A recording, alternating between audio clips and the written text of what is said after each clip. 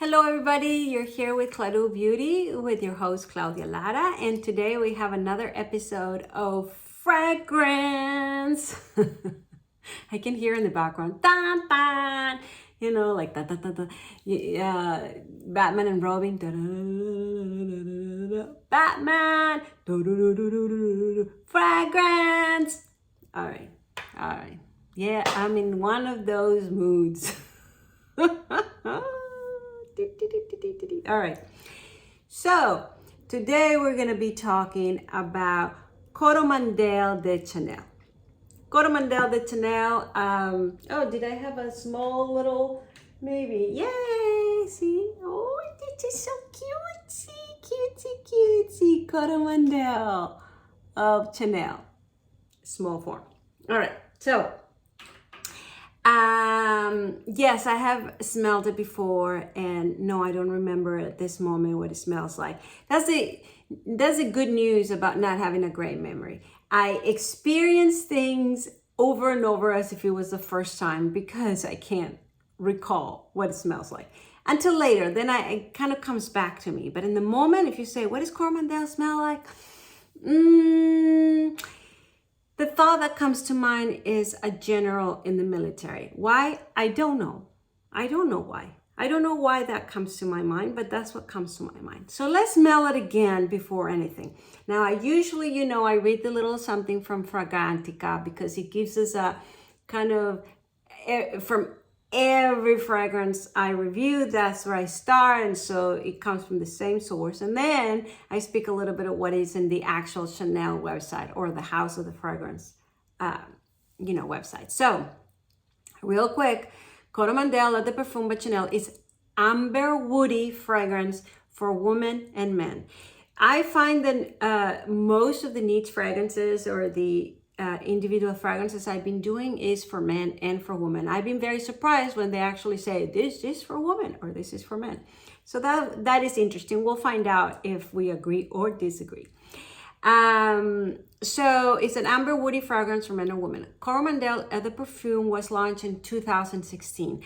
That's the other thing I've been finding, that for some reason a lot of these fragrances I've been doing, there's some that are from 2006, 8, but for the most part are in the last decade, 2014, 2016, 18. So that's interesting. So that means something, right? They're newer. So there's newer technology, and so newer inspiration and things like that. I'm very curious what's going to happen now after 2022, because I think a lot has happened and we all have changed. And so I'm very curious what's going to be coming out. Anywho. The nose behind this fragrance is Jack's Polge. And I'm not going to tell you the top notes. Let me smell it first, right? Let me just go first. Let's go in order like we usually do. And so this one does have a little applicator. I'm not using the little bottle that I show you. Now, it already gave me a hint. Now, I'll tell you, from that hint, I immediately thought male, masculine. I know that's not the case, and we're going to continue with the exploration, but immediately I thought of a male. And a male in the, not 50s, but I immediately saw like 1970s. What is the matter with me? Military, 1950s? Well, it was not made until 2016, so, oh my God, this is so good. With Chanel, you can never go wrong. You can never go wrong. You can say, but never like, I don't like that. Never. That's quality for you. It's the same with food, You might not like shrimp or fish that much, or steak or whatever, but when there's quality, you're like, oh, it tastes delicious. It's just not my taste. That's Chanel. It's always, it's quality. It's just depending on what you like, right? Oh my God, this smells so good. All right. So if you have seen some of my other fragrance episodes, some of them I spray and then I talk about it or read about it. And then there's a few, if you notice, that I keep going bad, like, so that should tell you something. That should tell you, well, the first thing is one of those fragrances that when you smell it, it grabs you. And it grabs you and you want to smell it again. And it grabs you and you want to, keep smelling it.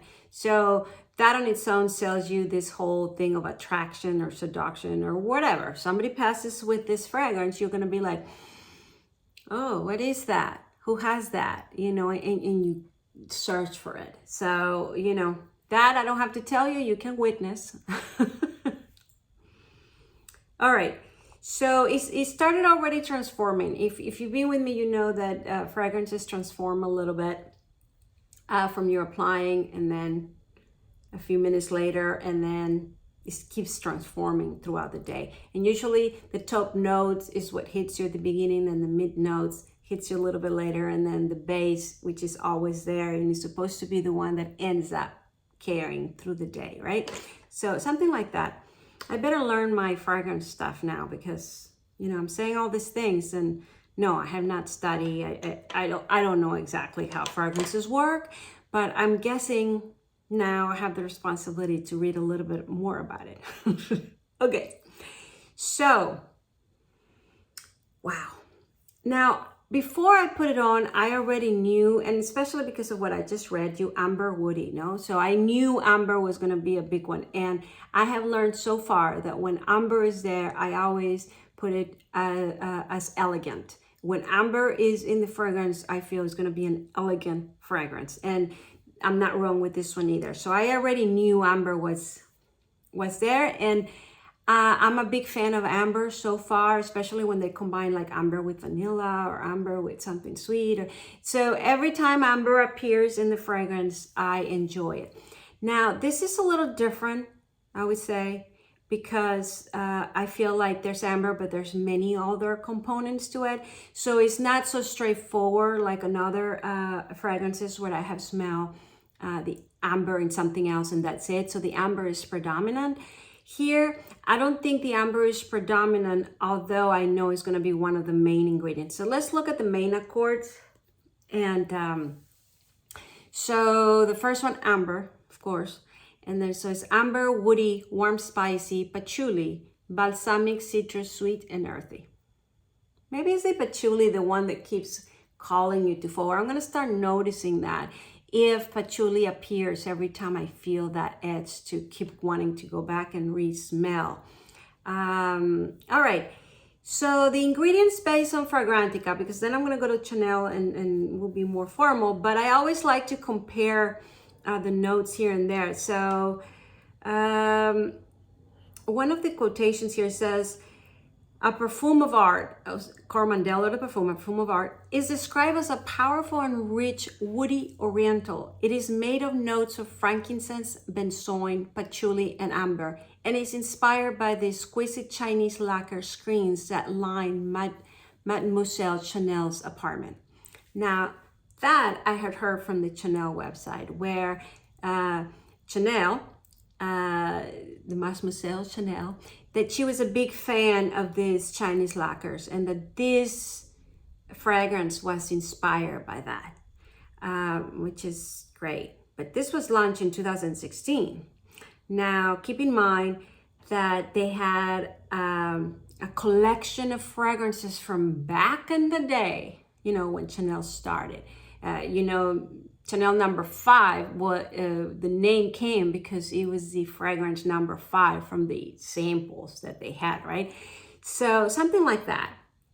And so the fact that they're talking that this was inspired by that probably has to do with something using those fragrances from back on the day, because it was launched in 2016. So there you go. I'm going to be reading about that now. I'm very curious. Anywho, so let's continue. So the top notes that are described here are bitter orange, citruses, and neroli. The middle notes are patchouli, orris root, and rose, and jasmine. And the base notes are white chocolate, benzoin, amber, olibanum, incense, woody notes, and musk. See, that's what I mean. This fragrance seems a lot of ingredients. And so when I smell it, I feel that complexity of many smells. Like I said, when it has amber, I immediately go to elegance, but this one doesn't feel like straight up amber. It feels like there's amber, but there's a mixture of other things, and we just discuss them, right? Now, when I read those ingredients, I immediately will be like, oh yeah, I am attracted to rose and jasmine. As you know, it's one of my favorites, you know, that white floral. But this is not a white floral essence. And so that's when it starts getting a little confusing, right? Because, I mean, at least for me, because, you know, and of course it has patchouli, which sometimes you're like, yay, and sometimes nay, it depends on how it is. And then it has the amber, and then it has the bitter orange. So now we're introducing citruses as well as the white flower, as well as the amber, you see? So it's a complex fragrance. Let's start with, that's my first thought. So let's go to the Chanel website. It says, Coco Chanel loved the Coromandel screens that decorated the walls of Paris apartment, creating a mysterious aura. We're going back that she was a fan of these Chinese lacquers, which were the inspiration of this. And he says, the composition, the spirit sense features notes of patchouli, frankincense, and benzoin, a soft, voluptuous embrace. All right, well, enough of reading it, but you got more or less. I mean, another thing it says is the intense amber notes of Coromandel fragrance reflects this feeling of exotic, exquisite enchantment. All right, maybe the enchantment is this part that I keep like, oh, you want to keep smelling it. So you do gotta get hypnotized sort of thing. But what kind of hypnotism, right? I mean, is it seductive? Is it, I'm going to go back to my first original thoughts because that's what came back right at this moment. It gives me an elegance of a businessman, like a very successful businessman in 1970s. Why? I don't know. That's where I go. When I say Coromandel, remember I said I don't remember what it smells like, but what comes to mind is that high rank in the military, a colonel, a general, a captain, you know, sort of high ranks of somebody with experience, somebody that has been in the battlefield, somebody that has been in the life. So yes, I could see a youngster, you know, 20s, 30s wearing it, but something would not totally fit. I mean, they must have to be a little acting mature. And by that, I don't mean like all serious. I just mean that they will have some kind of depth to their conversation, because this has that complexity that it kind of feels like you've been through things, I think. Now, would I wear it? As a female, because, you know, I've been describing a lot of things as a male. As a female, I do see a older, elegant, very elegant woman. I mean, I see the big earrings, maybe the big necklace. Not that that's necessary to be an elegant woman, but, you know, I do see a woman in her castle, I wouldn't say castle, in her home, but nice home, elegant home with maybe some antiques or well decor, or just well-traveled, knowledgeable about life. You know, I do see that woman with a full closet. I don't know how to describe it. And so, yes, some of the reviews said that they reminded when they traveled to France, memories of France, because there's that old world sort of knowledge, wisdom, being, you know, one of those places where the walls speak, or if the walls could speak, there would be a lot of conversations. I mean, because it has knowledge, it has history. That's how this fragrance feels. Would I buy it? Well, if I had a collection and I wanted my full Chanel collection, yes, of course, because I would like to go and put a different one every day, right? Because it just gives you a full experience, and I guess you transform with it as you wear it through the day.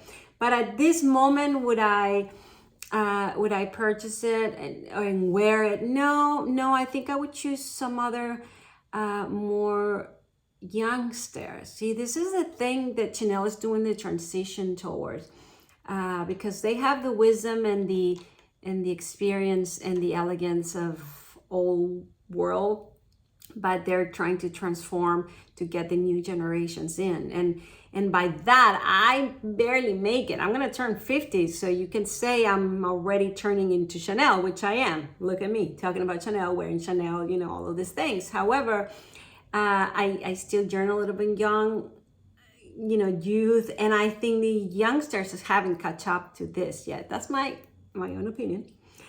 And so, lovely fragrance, but I would go for 50 or older. And yes, you can own it, but in that elegance. Yeah. Apparently, according to the people that helped me at the boutique, which were super nice, I recommend you at the Brickell City Center boutique, where all of these fragrances are. Because these are less exclusive. They are only sold at the Chanel website and at their boutiques. They're not in any other department store. She said this one was a bestseller. So this one is one of favorites.